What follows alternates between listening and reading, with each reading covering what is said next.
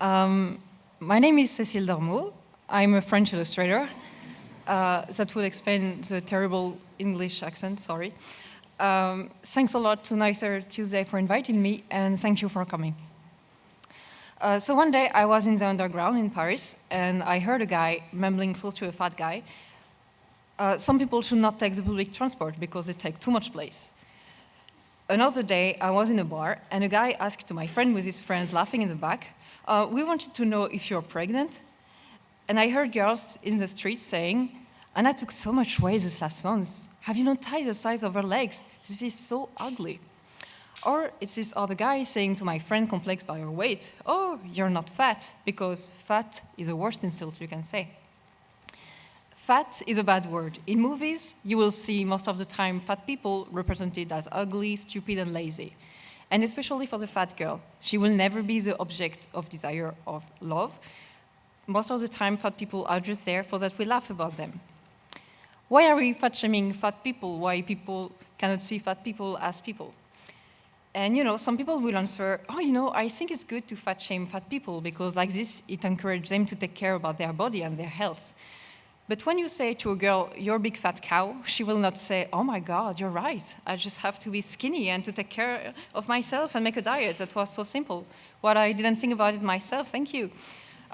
This girl would just feel like shit because fat shaming just brings fat people to be dehumanized and to hate themselves even more. You cannot take care of yourself if you don't love yourself, if you don't accept how you are. To see people I love around me being fat-shamed and hating themselves so much about it, I just thought this shit needs to change. And one day I had in mind this idea that for once I will represent a fat girl as a normal girl, just living her everyday life, which will not be a victim but confident, which will not be insecure about her weight but funny, and which will not be ugly but beautiful and sexy and able to seduce. And I guess that was kind of unusual because some people start to be interested and also start to ask me to justify why I was drawing fat girls. Because the normality is to represent skinny people. And I started to have comments like, this is so ugly, fuck people's emotion, grow some fucking balls and stop promoting girls to be fat and ugly, doesn't help anyone. Or study... What? Studies show women struggle to be happy if they are over 30 without a boyfriend or husband, and one reason why they don't have a husband or boyfriend is because you have ugly body types that are portrayed as being pretty when it's not. Or the same pictures, if drawn by someone skinny, will be damn offensive. So we have the idea here for many people, fat means ugly, unhealthy, single, and ridiculous. And if I'm drawing fat people, it's just to laugh about them, right? So I just thought, okay, can we change representation of fat people in the media? One day I made this little illustration for the ASOS magazine where I represented a fat girl.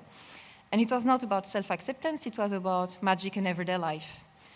And I saw that some girls were really happy to identify themselves, and I realized that we really need to show more body diversity everywhere, and not only in body-positive topics. And today I have clients who let me show more body diversity, and that's very encouraging. Like here for a body care brand, or like here for an article about comics, or like here for an article about having sex in Paris, or here a cover about a teenager. But on the other hand, unfortunately, I also still have a lot of clients who will tell me, oh, Cécile, we love how you draw women, how they are, but please, can you make her with thinner legs and a rounder butt? The more I was in these body representations, the most I opened my eyes on how all girls with all kinds of shapes, fat or not, have a lot of complexes. And we're losing so much energy complaining about it, even if we make fun about it. It's a friend telling me, I just discovered myself a fifth bulge, help. It's my sister telling me, I just made my photography for my passport, I just look like a giant hamster. Or another friend telling me, I need to shave my fucking mustache, I look like a porn actor from the 70s. Why so much hate for ourselves? I decided to analyze my own complexes and to come back to the most blessed years of my life concerning body hate, which is secondary school. And to support this point, I decided to share with you some old self-portrait I was drawing of me between age 14 and 20. And at that time, I was so obsessed with my flaws. I was extremely complex by my hair, my boobs, my belly. And it was not being just a bit embarrassed. I was seeing myself as a monster, and I was convinced to be the only girl to be like this in the whole world. Why did I hate in myself so much? For several reasons. Do you remember the time at secondary school when boys were making ranking about the best boobs of the class? We are at the age where the body is changing and we assist to a festival of comments about our bodies. And I made illustration about this aggression, and a lot were about my absence of boobs at the time. So I got stuff like, oh, are your boobs finally growing? Or, what's up breadboard? What's up ironing board? And for the other girls, you will have like airbags if you have big boobs, or like the pen for tall, skinny girls. We are all judged by our physics, no matter what you look like. There is always a good reason to have a complex about something in you. And the other reason was also because I couldn't identify in the media. I found my boobs disgusting because they couldn't look like the boobs I could see in the magazines or on TV. And my friends with big boobs were telling me that big boobs in the media never knew this thing called gravity. And at that time, when I was opening a girl's magazine, I was reading it and feeling completely depressed when I was closing it. Why? Because this magazine was telling me that I will not be worth to be loved if I was not meeting very specific criteria. And I was thinking, I'm not enough, I'm not normal.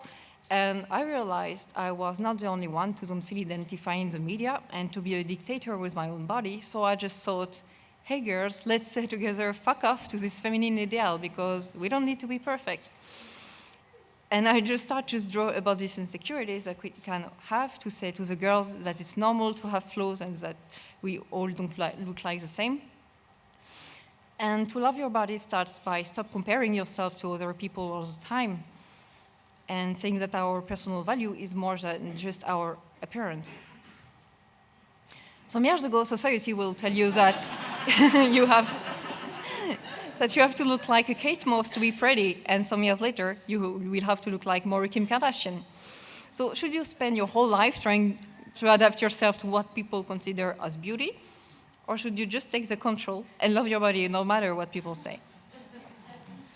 And I just try to show these flaws considered as monstrous in another way, poetic or funny, like boobs, veins, bulges, orange skin, stretch marks, crossfit, saggy boobs, and also hair. Because I just saw that hair is a major complex for many girls. This is something we never show in the media. All the girls we see are always perfectly smooth. And girls will say like, I feel like a man when I'm not shaved, or I'm so gross with my hair, or they will feel I'm normal because they have hair on the legs, pussy, arms, back, belly, tits, pituitary, whatever part of the body. But indeed, having hair is completely normal. We always feel bad in our bodies because society will never show realistic bodies. That's why I want to draw girls how they are. That's why I'm always really happy when people recognize themselves in my illustration, laughing at them and with them, and I really hope it can help them to move forward towards self-acceptance. One day I had a comment of a woman saying that I was a misogyne, just mocking about women. But the thing is, of course, if I want to speak about diversity in body shapes and complexes, of course it's all about the mocking topics, about the assholes who try to hurt you by judging you, and also how hard we can be with ourselves. Because we know that these little comments can be extremely destructive, and I want girls to learn to be stronger than the insult to say, yes, I've got small boobs, yes, I've got cellulite, so what? Because I realize that this pressure of how a girl must be to be pretty is still very strong. If most of the comments I had were really positive, I also had a lot of men and women telling, oh my God, fortunately all the girls don't look like this, otherwise I don't know how the men could fantasy on us. We are so used to seeing media's bodies in a certain way that when these bodies are showed in their normality without Photoshop, the reaction of people will be rejection and disgust. That's why for me humor is the best answer to negativity. Laughing off what is scaring us, threatening us, oppressing us, is to me the best way of empowering ourselves. How long have you been pregnant for? 10 years. Laughing off ourselves for me is a big fuck off to beauty dictates. And I think this is really important to try to find humor in all this complex thema to help girls to de-dramatize about their image, to question themselves about beauty standards and what society accepts from you to be acceptable. I want that girls really ask themselves, okay, what do I want? Do I need to be like the girls that media are telling me to be? Do I need to look like her, or can I look like me? I want my illustration to be like a virtual hug for people who feel insecure or a bit fucked up, to tell them, It's okay, and you're not alone to struggle and fight with your insecurities and problems. We just have to find a way to speak about it. Let's work on our shames and frustration to be in harmony with ourselves. And let's embrace our vulnerability. In my illustration, I often try to ask myself, okay, what do I want to change? What do I see in media that I don't like and want to see differently? What do I want to say and represent in my work? And how do you want people to feel when they see it? What is not enough represented? And how can you bring people to question about some themes? Time is for representation, and we really need to ask ourselves what we should say more to the people to make them feel great, identified, and confident, and help them achieve in life what they want. Thank you.